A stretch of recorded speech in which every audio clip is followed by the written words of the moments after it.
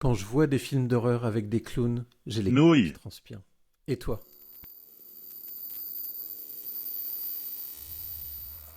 Aujourd'hui, on va vous parler des films d'horreur avec des clowns. Pourquoi? Deux raisons. Parce que, premièrement, parce que c'est bientôt Halloween. D'ailleurs, allez regarder notre vidéo précédente sur les films, 20 films et 6 séries à regarder pour Halloween. Deuxième point, c'est que les clowns sont à la mode en ce moment. Elles font le buzz avec Terrifier 3, qui est dans les salles en ce moment. Donc, je vous propose qu'on commence. Greg. Bonjour, bonjour, bonjour. On va peut-être parler un peu de l'origine des clowns dans les films d'horreur. C'est un peu flou, mais bon, on a peut-être des infos là-dessus. Oui, ça va faire très rapide. On a regardé vite fait, on n'est pas des spécialistes, on va pas faire une thèse non plus. Le clown, il est dans le cinéma depuis très longtemps. Voilà, il y a eu Chaplin, il y a eu Fellini, il y a eu plein de choses. Donc tout ça, on va pas en parler, hein, vu que c'est dans les films d'horreur. Mais voilà, il a certainement devenu le clown de façon un peu agressive, psychopathe. À mon avis, coïncide plus ou moins avec l'apparition du Joker.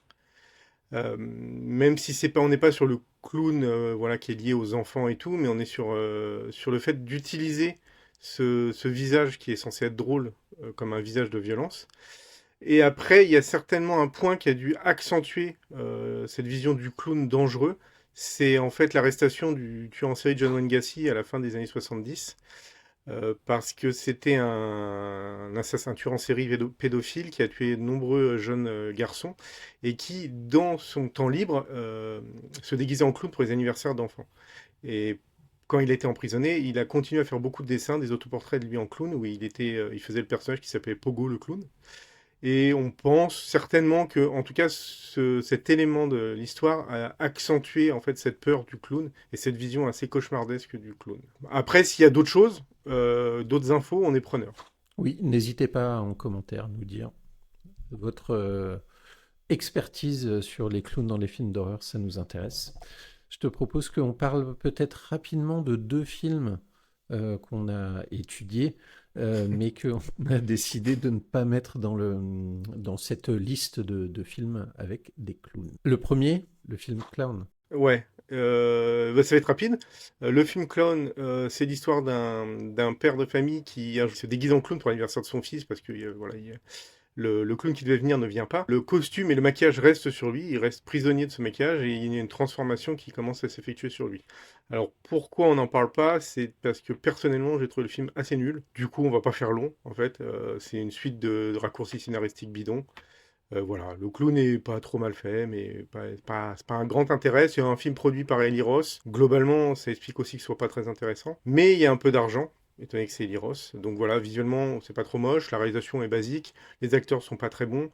Et le scénar est assez ridicule. Le film est peut-être un peu long aussi parce qu'on voit un peu la transformation se réaliser. Et moi, je l'ai trouvé moyen, à défaut de voir les raccourcis scénaristiques. Mais effectivement, Eli Roth, qu'on connaît principalement, enfin moi c'est mon cas, pour Hostel. Cabin Fever aussi. Et Green Inferno, enfin des choses comme ça. Ok. C'est juste pour un truc où je vais aller contre ce que tu viens de dire. On peut faire un film qui montre toute une transformation sans que ça soit chiant et sans que ce soit trop long. La mouche, voilà. Donc on peut.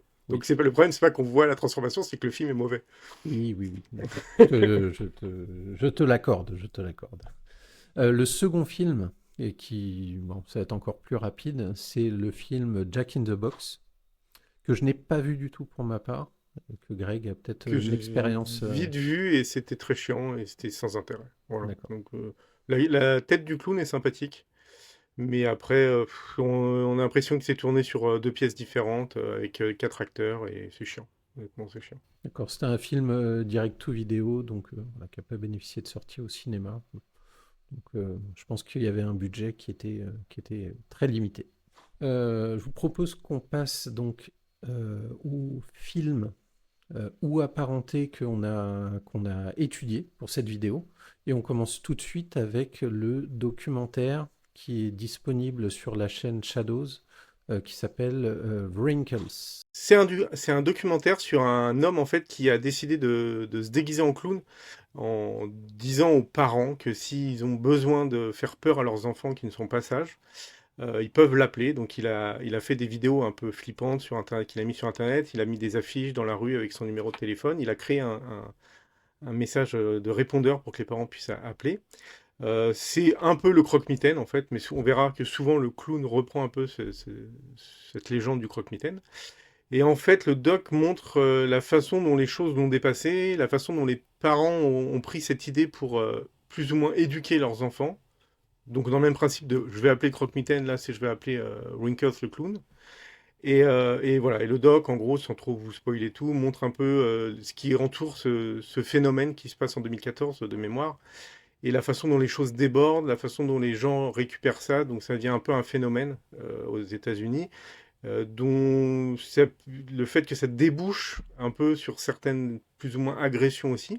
Et il faut savoir que pour ceux qui s'en souviennent, bah, donc, pas les plus jeunes, mais voilà, en 2014, en France, on a eu, alors, du coup, je pense que c'est un lien avec le doc, je suis pas sûr, mais je pense que c'est avec le doc, on a eu un peu ce phénomène d'agression de gens qui étaient habillés comme des clowns, où il y a eu une petite flip, une petite paranoïa pendant, je sais pas, quelques semaines en France, où il y avait quelques agressions de personnes habillées en clown, ou des gens qui se baladaient en clown la nuit dans la rue pour faire peur. Euh, voilà, je pense que ça débouche peut-être de ce phénomène qui arrive aux États-Unis, et donc c'est assez intéressant dans le doc de voir la peur qu'ont les gens du clown, déjà du personnage clown, et la façon dont il le lie au croque-mitaine. Donc tout part d'un principe d'éducation à l'américaine qui est, ma foi, tout à fait intéressante, c'est-à-dire traumatiser ses enfants qui sont pas assez sages. Je trouve ça plutôt rigolo. C'est ça. Ok, bah merci beaucoup. Et donc c'est sur la chaîne, sur la Shadows. plateforme Shadows. Donc n'hésitez pas si ça vous intéresse. Ça a l'air intéressant. On passe au film suivant que j'ai vu mais que Greg n'a pas vu. C'est le film Dark Clown. C'est un film irlandais. Alors je m'attendais à voir un film américain un peu dans le même esprit que Jack in the Box, c'est-à-dire un film avec très peu de budget, un peu nanardesque. Alors, il a un peu ce côté nanardesque, sauf que le côté britannique est plutôt intéressant. Le clown qui est joué par Ross Noble, qui est pas un acteur à l'origine, mais qui est quelqu'un qui fait du stand-up. Alors, je sais pas s'il est irlandais ou anglais, peu importe. Le clown, donc l'histoire, c'est un clown qui est un peu à moitié, on va dire à moitié clochard, un peu alcoolique, un peu drogué, qui se rend à une fête d'anniversaire pour lequel il est payé. Et en fait, la fête d'anniversaire se tourne mal parce que les enfants sont des vrais pestes. Et le clown, il y a un accident et le clown meurt. Ça, c'est le début de l'histoire, c'est les 5 premières minutes. Et tout le long du film, on voit les enfants. Donc les enfants grandissent, les années passent, et au bout de 6 10 ans, le clown refait surface d'entre les morts pour se venger. Donc c'est un film que j'ai bien aimé, hormis le fait que la première partie du film, c'est très chiant parce que du coup, on voit la vie des adolescents et c'est pas tourné de la meilleure des façons. C'est un peu dans le style, si vous connaissez la série The In-Betweeners, que Greg et moi on adore d'ailleurs et que vous conseille, Très bonne série. qui est une très bonne série, qui est un peu un pendant de American Pie, mais version anglaise. C'est-à-dire que c'est vraiment pas fin, mais c'est très très drôle. Faut savoir que l'humour pipi caca en général j'aime pas, et que sur The In-Betweeners je vais bien rigoler. Il faut savoir juste une chose aussi, The In-Betweeners c'est un film, mais le film est un peu plus faiblard, donc regardez plutôt la série. Donc voilà, la première partie du film, hormis la mort du clown, est très chiante, mais dès que le clown revient d'entre les morts, on se trouve face à des scènes de meurtre qui sont vachement bien faites, très drôles. L'acteur qui joue, donc le stand-upper qui joue le clown, est vraiment très très drôle. Donc je pense que ça peut faire un bon film d'horreur avec un clown pour la nuit d'Halloween, à condition d'avoir autre chose à faire peut-être dans la première partie du film. Je sais pas si on parle si on donne un exemple d'un meurtre ou pas. Si tu veux, ouais, ouais, tu Ouais. peux. Pour donner un peu l'esprit du truc, quoi. L'esprit du truc, c'est quoi? On voit un gamin se faire ouvrir le crâne avec un ouvre-boîte. Un autre qui se fait retirer ses intestins pour que le clown fasse comme les clowns font avec les ballons, fasse un chien avec les intestins du gars. Donc voilà, c'est que des meurtres qui sont assez originaux, très drôles, et on a vraiment le côté cabriole du clown qui ressort bien. On passe au film suivant. Le prochain film, c'est La Maison aux Mille Morts de Rob Zombie. Alors dans celui-ci, en fait, il y a un personnage de clown. Le film n'est pas centré sur le personnage du clown, mais le personnage est devenu un personnage assez mythique, assez important on va dire dans le cinéma d'horreur moderne. C'est un personnage qui s'appelle Captain Spaulding, nom qui est tiré en fait d'un nom d'un personnage de Groucho Marx, qui, pour ceux qui ne connaissent pas, était un acteur du cinéma burlesque du cinéma du temps du muet. Le personnage est intéressant parce on repart sur un personnage type Joker, c'est-à-dire qu'il n'y a pas de lien avec les enfants et tout ça, mais en fait c'est la folie à travers le masque, enfin on va dire le visage du clown. Ce personnage, en fait, Rob Zombie l'aime beaucoup parce qu'il l'a fait réapparaître dans plusieurs de ses films. Il l'a fait réapparaître dans The Devil's Reject, dans Three from Hell et dans The Haunted World of El Super Bisto, qui est un dessin animé, le dernier. Et donc, c'est une vision voilà, du clown qui est là dans ce film à la tête d'un musée de l'horreur. Et donc, il a un petit côté monsieur loyal aussi. Il gère un peu les choses et tout ça. Et donc, c'est encore une apparition assez intéressante du clown, je trouve. On passe au film suivant, qui est cher à mon cœur parce que je le connaissais pas du tout. C'est vrai? Ouais, C'est vrai, non, tu non. connaissais pas? Bah, je Ah putain, connaissais, c'est un truc que j'ai vu quand j'étais un jeune ado. je connaissais deux noms, mais j'ai pas vu. Je l'ai vu que récemment. Les clowns tueurs venus d'ailleurs. Je crois que c'est ça le Ouais, The Killer. Killer Clowns. Ouais, Killer Clowns from Outer Space. C'est ça. Alors c'est un film des années 80 et l'histoire elle est très basique. Un vaisseau extraterrestre d'une forme bizarroïde. En gros, ça ressemble à un chapiteau qui s'écrase près d'une petite ville américaine, les petites villes américaines voilà, qu'on a tous vues dans les films des années 80 notamment. Et de cette soucoupe volante sortent des extraterrestres qui ressemblent énormément à des clowns. Ouais. Donc, ils vont mettre le bazar dans la ville. Du coup, ce qui est sympathique dans ce film-là, on va pas se mentir, c'est la réalisation assez basique, petit budget. Les acteurs sont pas toujours très bons. On en a deux, ceux qui jouent les policiers, qui sont pas trop mauvais parce que je pense que c'est les deux acteurs les plus confirmés du casting, hein. Ça se ressent un peu, ils tiennent un peu plus le truc. Donc le fond du film est pas foufou. Ce qui est sympa dans le film, c'est qu'ils ont joué à fond tout ce qui entoure le clown. C'est-à-dire, comme Vianney disait, la soucoupe volante ressemble beaucoup à un chapiteau. Les clowns ont vraiment des têtes de clowns, mais des clowns type BD. Voilà, ils ont été à fond sur. On n'est pas sur un gars qui est maquillé en clown, on est vraiment sur un personnage BD de clown. Et après, ils utilisent tout ce qui est autour, tout ce qui entoure la fête foraine, la barbe à papa, et tout ça, machin. Enfin, ils utilisent tous ces trucs-là. Donc ils vont à fond dans le thème du clown. Et là, on est vraiment sur le clown amusant, le clown de fête, le clown pour faire rigoler, quoi. Et donc, ce sont des masques, je crois. C'est pas du maquillage, ce sont Ouais, ouais, ouais, c'est complètement des gros costumes avec des masques des et tout, gros ouais. costumes avec des masques et les clowns enfin, je trouve, sont vachement bien faits. Donc, on voit évidemment que ce sont des masques. Mais Ouais. oui, si on rentre dans le film, franchement, ça le rend super sympa. Et effectivement, comme tu disais, Greg, il y a tout ce qui est lié au monde des clowns, donc Barba Papa, Popcorn, les blagues. euh, Mm. Ouais. et je trouve qu'il y a des deux, trois scènes que j'ai trouvé vachement Il originales.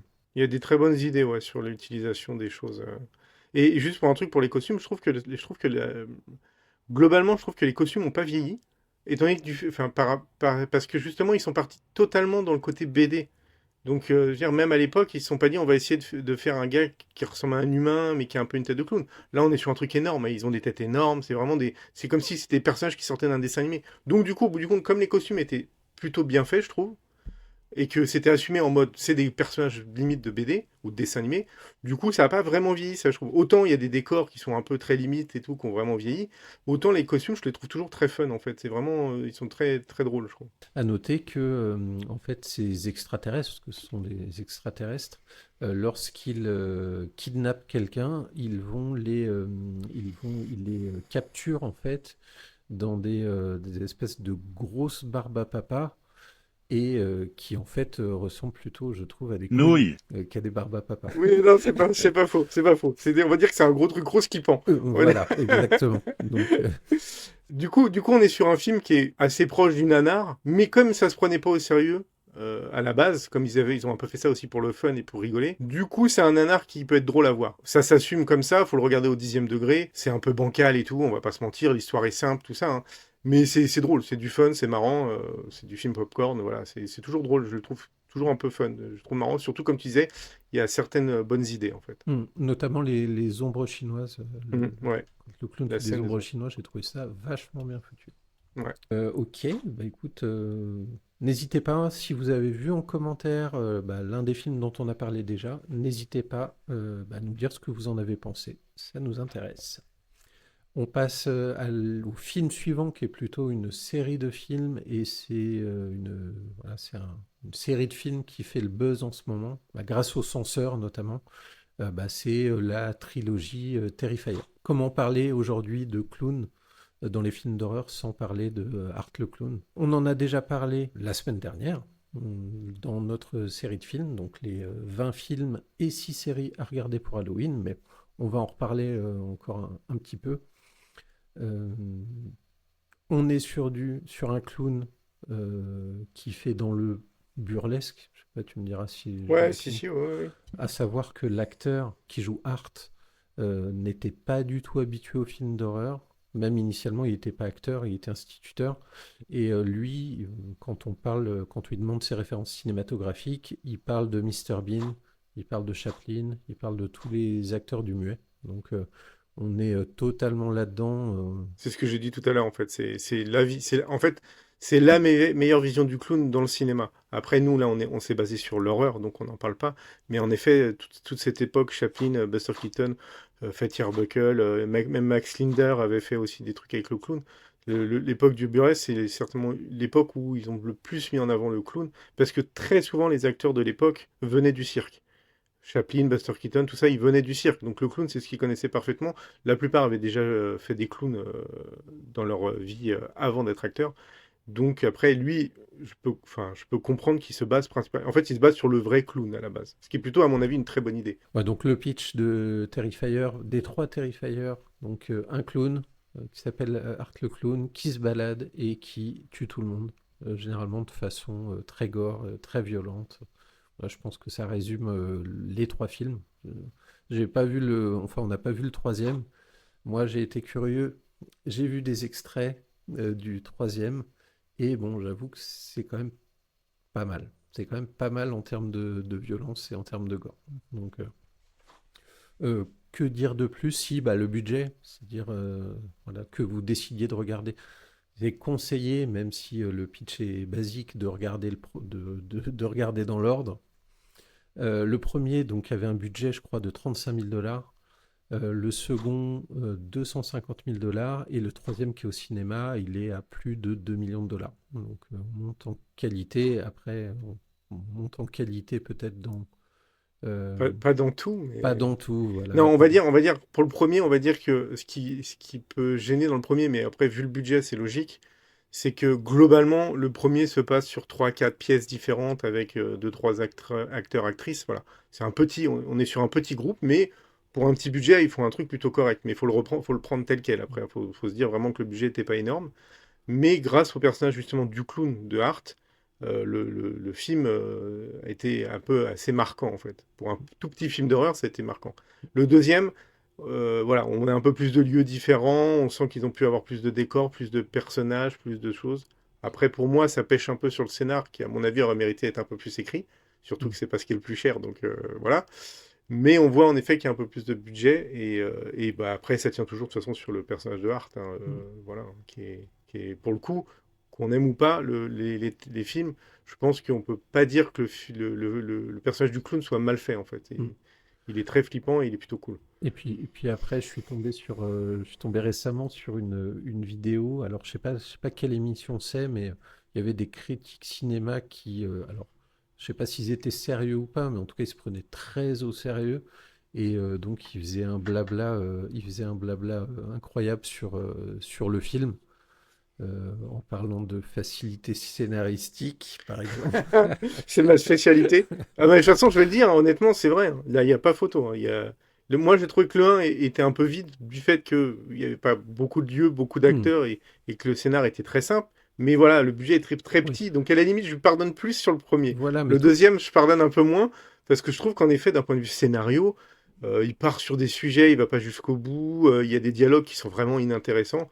Donc, ouais, et en mais, plus, le film fait 2 heures. Alors qu'il aurait fallu que le film fasse 1 heure et demie, hmm. honnêtement, ça aurait été moins chiant déjà. Ouais, mais disons que est-ce que tu dois aller en costume ou en veste en tweed sur un plateau et tout ça parce que le film fait le buzz par rapport à d'autres films qui ont eu plus de budget, etc., qui le descendent en flèche alors que c'est juste du divertissement, quoi. Enfin, moi, Oui, c'est non, mon c'est ça avis. le truc. En fait, le truc, bah, c'est simple. Si tu me dis, qu'est-ce que t'en penses pour un petit film d'horreur à petit budget, je te répondrai tel quel. Et que Mm. le personnage est sympa.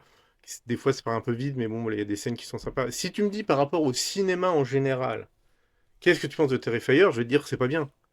Oui, mais Mais voilà, on peut dire la même chose pour Les Clowns Tueurs, le film oui, ben d'avant. oui, mais c'est pour ça que je dis, Ouais. en fait, c'est ridicule. C'est qu'à partir du moment où on dit, venez nous parler de Terrifier, c'est parce que les gens veulent qu'on en parle déjà dans le cinéma d'horreur, pas dans le Mm. cinéma en général, et qu'on se base un peu, voilà. C'est sûr que si quelqu'un me dit, est-ce que tu me conseilles un bon film, Terrifier, il va être très, très, très, très, très, très loin sur ma Mm. liste.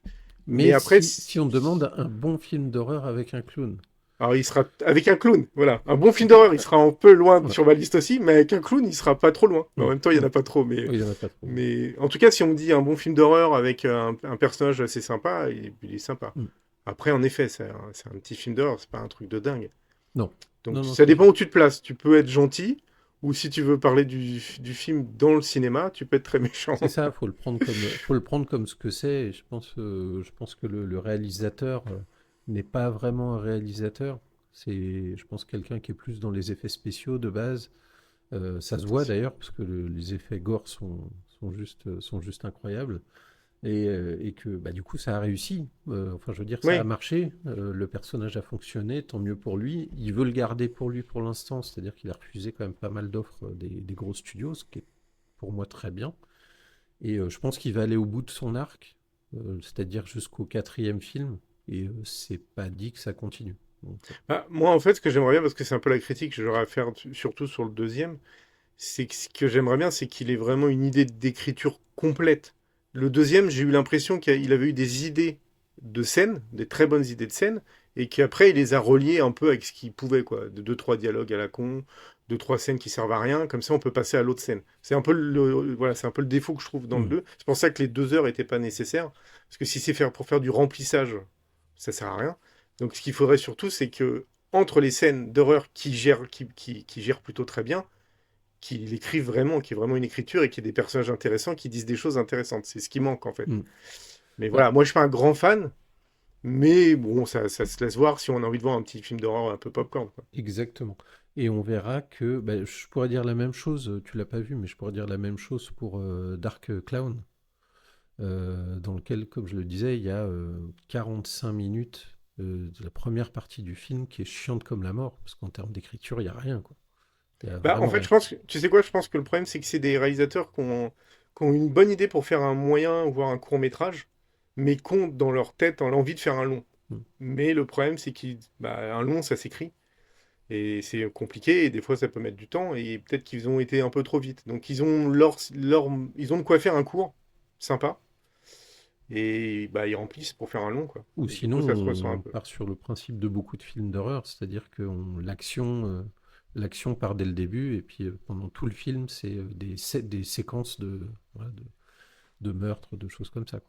Bah moi le Terrifier 1, je le prends presque comme une présentation de Art en fait. Hmm, Le film en lui-même n'a pas un intérêt de ouf, hmm, l'histoire elle est hyper mince. hmm, Ça t'introduit surtout le personnage, hmm. et ce qu'il est capable de faire. Ouais. Donc ça, c'est sympathique. Mais en fait, c'est pareil, j'irais Terrifier 1 aurait pu être un court ou un moyen métrage. Hmm. Sauf que si ça avait été un court ou un moyen métrage, pratiquement personne l'aurait vu. C'est ça Ouais. après le problème aussi. C'est pour ça que ça les pousse aussi à faire du long. Ok, donc là on parlait du manque d'écriture sur les films qu'on a vus jusqu'à présent, alors globalement quoi. Et donc, on va passer au dernier clown surtout, Ouais, dans les peut-être clowns, ouais. le plus connu dans l'histoire des films d'horreur. Je pense. C'est Pennywise, donc pour le nom anglais, Gripsou, donc qui est le clown qu'on retrouve dans le film Ça, enfin dans les films Ça, c'est-à-dire le téléfilm qui est sorti dans les années 90. Et plus récemment, c'est-à-dire peut-être il y a 3 4 ans, Ouais, peut-être même un peu plus, mais ouais, en tout cas, ouais, il y a peut-être dans les 10 ans max. voilà, avec la nouvelle version. Donc je te propose qu'on commence avec déjà préciser que contrairement aux autres films, c'est un personnage qui est inspiré, plus qu'inspiré, qui est tiré d'un livre de Stephen King qu'il a sorti dans les années 80, Ouais. quelques années après, notamment les affaires John Wayne Gacy, probablement une inspiration. Une autre inspiration, à mon avis, je me suis rendu compte de ça. Alors, je n'ai pas du tout, je sais pas, hein, j'ai pas vu d'interview, peut-être que je me trompe, mais le roman de Stephen King, il est de 86, je crois, de mémoire. Et 2 ou 3 ans auparavant, il y a Les Griffes de la Nuit qui sort. Et je trouve qu'il y a quand même un lien, même si en effet Freddy n'est pas un clown. Mais en fait, le tueur d'enfants qui utilise les cauchemars des enfants, on est quand même sur ça, on est quand Mm. même très proche. Donc je me demande si Stephen King n'est pas aussi un peu inspiré des Griffes de la Nuit. Voilà, je n'en sais rien, donc je ne vais pas m'avancer. Mais je trouve qu'il y a des choses qui sont quand même très proches. Et comme le roman est arrivé 2, 3 ans après, il est possible que ça l'ait un peu inspiré aussi. Alors pour l'histoire, pour celles et ceux qui ne connaissent pas, on se trouve dans une petite ville du Maine, je crois, comme dans toutes les Comme histoires de toujours, oui, Stephen King. c'est ça. On suit un groupe d'enfants et dans ce groupe d'enfants, il y a un jeune qui perd son frère, qui est sauvagement assassiné, enfin du moins qui disparaît, mais on a des traces en fait d'un meurtre sauvage. Et s'en suivent des événements étranges qui ont un point commun, c'est de voir apparaître un clown qui n'est pas très rassurant, qui peut être drôle, mais qui fait un peu peur. Et donc, dans la version des années 80-90, c'est joué par l'excellent Tim Curry. Excellent, ouais, je coupe 2 secondes. Excellent Tim Curry qu'on peut voir, enfin qu'on voyait aussi à l'époque, parce que c'est un acteur qui se grime beaucoup aussi. Et on peut le retrouver dans Légende, où il fait Darkness. On peut le retrouver dans le Rocky Horror Picture Show, où il est mythique, hein. Le Rocky Horror Picture Show, c'est vraiment lui. On peut le retrouver, où là, où il n'est pas maquillé, mais on le retrouve aussi dans Maman, j'ai raté l'avion numéro 2. Voilà, on le retrouve dans plusieurs choses. Vraiment, il construit des personnages autour de lui, et il est assez bluffant. Et là encore, enfin, en tout cas, je pense que quand on compare les deux versions, il est nettement plus bluffant que le deuxième clown dans la version plus récente. Qui est joué par un des frères Un Skarsgård. Skarsgård, Voilà, celui qui a joué dans le The Crow, le remake d'accord. tout pourri. Ok. Donc ouais, pour l'ancienne version, alors alors euh, Greg comme moi, on a lu le bouquin avant de voir les films, c'est ça? Ouais, ben on a dû lire le bouquin quand on avait genre 16 ans, Oui, c'est ça. donc je m'en souviens plus trop. Je sais que j'avais beaucoup aimé, mais Eh ben écoute, je me souviens plus des détails. moi de mes souvenirs, la version des années 90, c'était quand même elle était édulcorée de beaucoup de passages, mais elle était quand même très proche du livre. Rien que pour la temporalité, c'est-à-dire que ça se passe, les enfants sont jeunes dans les années 50, 60, donc Ouais, oh, je te coupe 2 secondes, parce que déjà, il faut savoir que pour ceux qui connaissent pas trop Stephen King, très souvent, en tout cas, moi, j'ai moins lu ses derniers romans, mais en tout cas, sur ses premiers romans, il y a toujours des liens assez autobiographiques.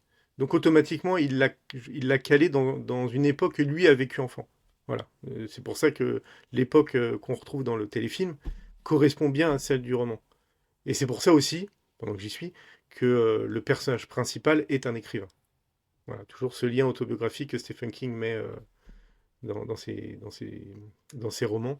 Donc en effet, comme tu disais, on est sur années 50-60. dans la plus ancienne version.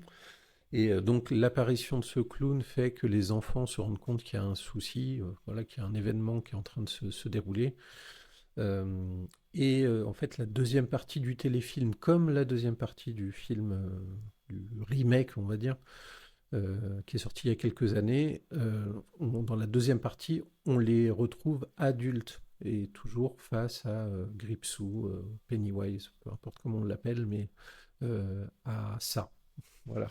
Pour, et alors moi, j'ai une petite préférence pour le téléfilm. Alors téléfilm qui, s'il était sorti aujourd'hui, aurait été une mini-série, je pense. Oui, oui, bah, de toute façon, maintenant, si tu regardes les articles, je crois qu'on le présente comme mini-série.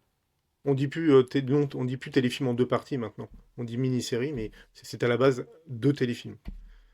Et je suis un peu comme toi, j'ai une préférence sur l'ancien, malgré tous ses défauts, qui sont bah, le manque de budget, même si je pense qu'il y avait un joli budget quand même pour un téléfilm à l'époque, mais bon, on sent quand même que ça reste un produit télé.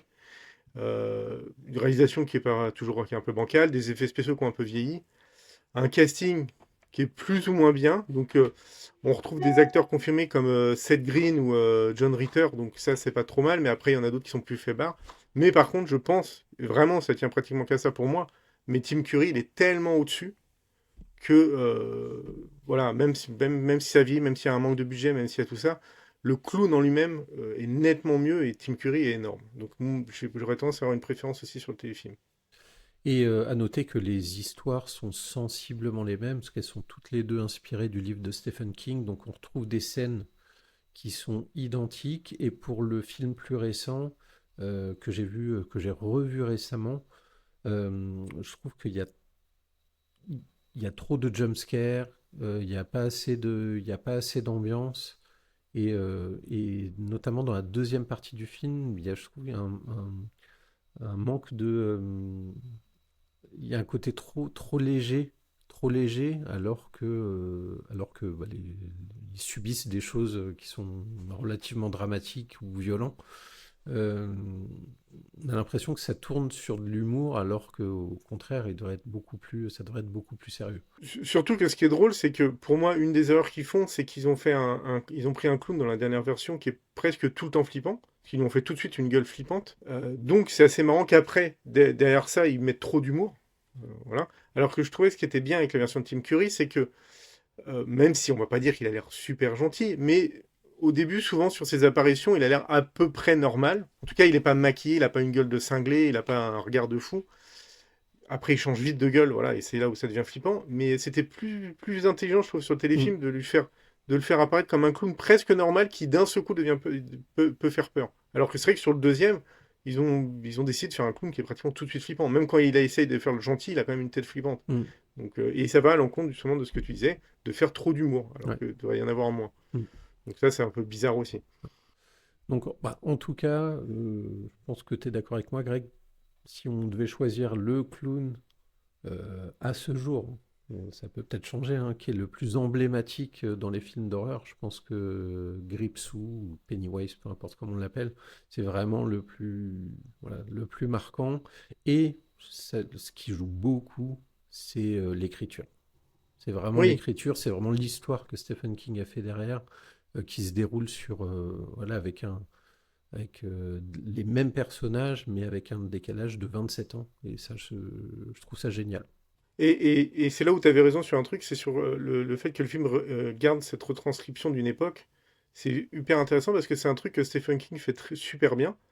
Il l'a déjà fait avant sur d'autres choses comme dans le roman Différentes saisons, il y a la, la, la- la nouvelle qui s'appelle Le Corps, qui a été adaptée au cinéma et qui a fait Stand By Me. Et Stand By Me, on est à peu près sur la même chose. On est à peu près sur la même époque avec un groupe d'enfants.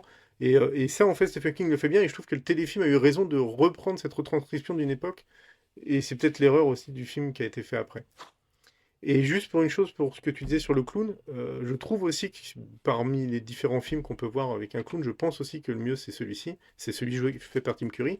Et d'ailleurs, les gens dans mon entourage qui sont nés fin des années 80, ou en tout cas qui étaient enfants, adolescents dans les années 90, sont restés assez traumatisés par ce téléfilm, hein. Ils ont la plupart beaucoup aimé. Je connais même quelqu'un qui a peur des clowns, toujours maintenant en étant adulte, à cause de ce téléfilm.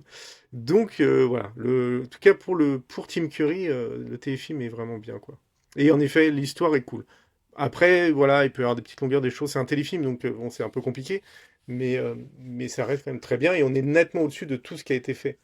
Parce que là, en effet, ils sont appuyés sur une vraie histoire, hein, quelque chose qui est vraiment écrit et qui du coup dure 3 heures. Parce qu'il faut au moins faire 3 heures. Et oui, et chose assez rare, le téléfilm reprend, selon mes souvenirs, mais j'en suis quasiment convaincu, reprend vraiment le livre. Et c'est pas toujours le cas avec Stephen King. Généralement, il a tendance à être un peu détourné ou que ce soit le choix du réalisateur, par exemple, comme Shining, hein. Oui, qui du coup est très différent, mais qui a fait un bon film. Là, c'est un peu un exemple un peu bizarre, mais Stephen King déteste le film de Kubrick, mais parce qu'il est très attaché à son roman. Donc c'est pour ça qu'il a fait un rejet de ce film. Mais pour le coup, là, en se détachant du film, il a fait un très bon film Kubrick. Mais des fois, des fois aussi, ça peut être la solution, hein. Des fois, quand tu fais un remake ou une adaptation, des fois, c'est bien de complètement s'en détacher, plutôt que d'être trop proche et de se foirer. Mais là, en effet, ils ont choisi d'être très proches et du coup, bah, ils ont été un peu aidés, je pense, par le déroulement du roman, en fait, qui fait que moi, ils ont fait quelque chose qui tient la route. Pour conclure, on va peut-être aller donner le top 3 des films avec des clowns.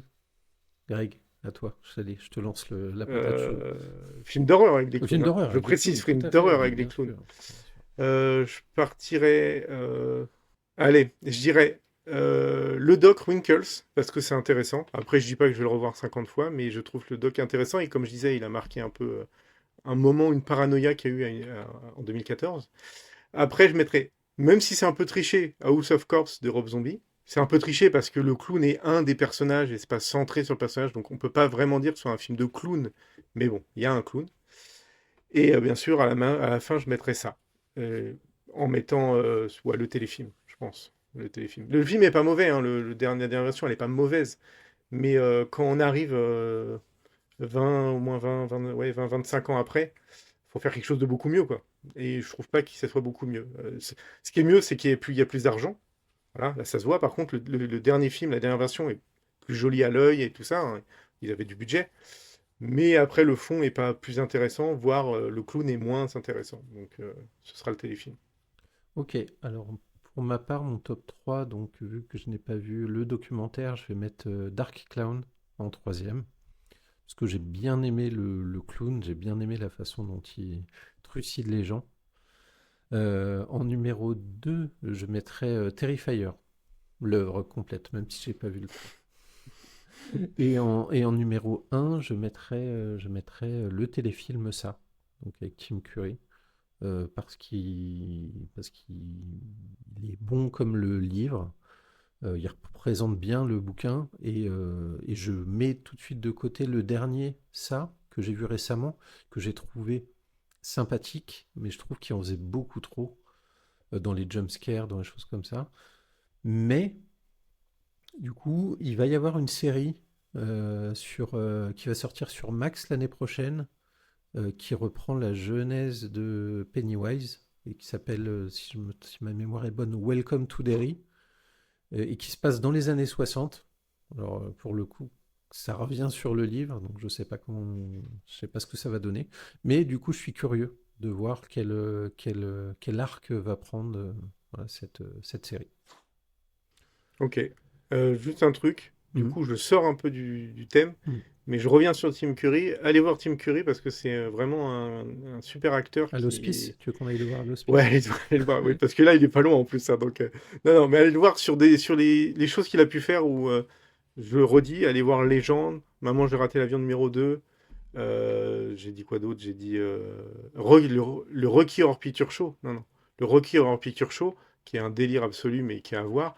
Et pour ceux aussi, voilà, Rocky Horror Picture Show est une comédie musicale. Pour ceux qui aiment les comédies musicales, vous pouvez le voir aussi dans la version 82 de Annie.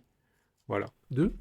Annie, C'est quoi, Annie? c'est un classique de la comédie musicale, Ah bon, avec une ok. petite fille qui est dans un orphelinat. Ah d'accord, Et ok. lui, il fait le méchant, il fait le Thénardier un peu. D'accord. Ok. Voilà. Ok, Mais ok. c'est un acteur que j'aime beaucoup et j'aime bien la façon dont il se transforme. Et Darkness, dans le film Légende, est un des personnages de films fantastiques que je préfère. Et il est, lui, méconnaissable et il le joue parfaitement bien. Donc voilà. Pour finir, on va peut-être répondre à une question que vous allez nous poser en commentaire. Pourquoi n'avons-nous pas mis le film The Crow? Parce que The Crow n'est pas un film de clown. Il n'y a aucun rapport. C'est pas parce qu'il est maquillé que c'est un clown. Auquel cas, Non, on vous aurait parlé de tous les groupes de black metal c'est norvégiens ça. qui brûlaient des églises en disant que c'est des clowns. Mais non. On aurait mis Priscilla, folle du désert. Ou Parce que Priscilla, folle du ils désert. sont maquillés aussi, mais c'est pas des clowns. Donc, on ne parle pas de The Crow. The Crow n'a rien à faire dans les films de clowns. En tout cas, juste une petite chose à dire juste à la fin. Au bout du compte, ça va être un peu négatif, mais en voyant un peu ces films, on se rend compte quand même que le fait de mettre un clown ne fait pas obligatoirement un bon film. Parce que finalement, sur le tas. Alors, déjà, il y a beaucoup moins de films avec des clowns que je pensais. Enfin, avec des clowns. Beaucoup moins de films d'horreur avec des clowns que je pensais. Je pensais qu'on en aurait beaucoup plus. On n'a pas tout mis, mais il y en a pas énormément, en fait, je trouve. Et il y en a pas beaucoup qui sont vraiment bons.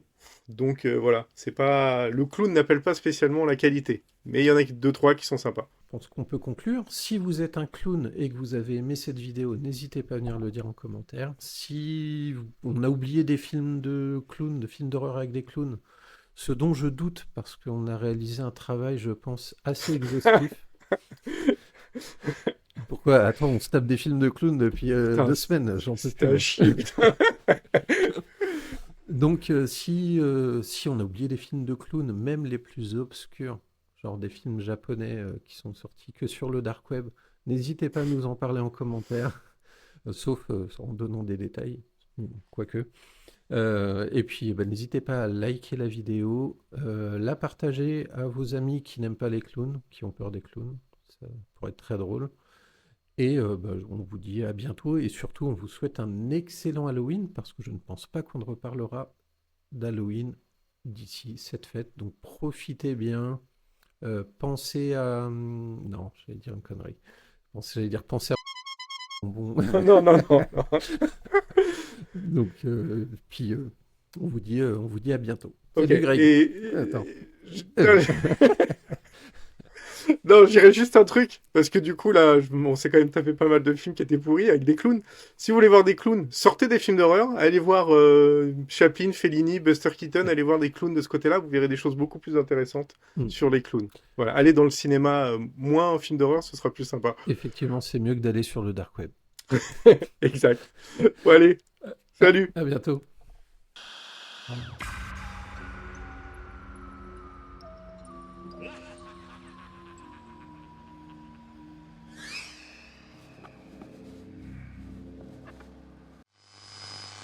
Abonne-toi à la chaîne pour ne pas manquer les prochaines vidéos.